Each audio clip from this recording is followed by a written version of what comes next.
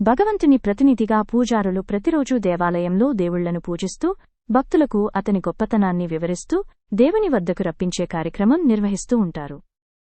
భక్తుల బాధలు పరిష్కరించే పూజలు చేయడం వారి దినచర్య.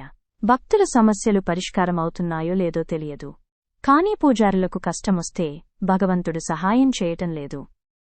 ఇంతకూ పూజారులకు వచ్చిన కష్టమేమిటో, ఎందుకు పరిష్కారం కావటం లేదో ఈ పెద్దాయన మాటల్లో వివరంగా విందాం. ఇవాళ అర్చకత్వంలో ఉండి నెలకు 60,000 సంపాదిస్తున్నా వాడికి పెళ్ళవట్లేదమ్మా. మన అమ్మాయిలు అంత చక్కగా ఉన్నారు, వారికి ఎవరికి వీరి ఇష్టం లేదు.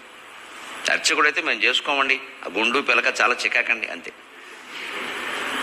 వాడికి 5,000 నెలకి జీతం లేకపోయినా సరే వాడు సాఫ్ట్వేర్ వేసి జీన్స్ వేసేస్తే వాడికి చాలా నచ్చుతాడు.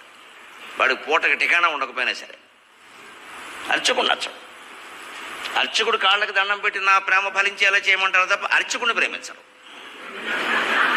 వాడు బ్రహ్మచారి, వాడు వీళ్ళ కోసం పూజ చేయాలి. ఇప్పుడు ఈవిడి గారి ప్రేమ ఫలించాలి. నాకు అర్చకుడు చెప్పాడు స్వయంగా, అందరూ వచ్చి నాకు దండం పెట్టి ఇలా అంటున్నారండి, నా ప్రేమ ఏంగా, నన్ను ఎవరు ప్రేమించరు.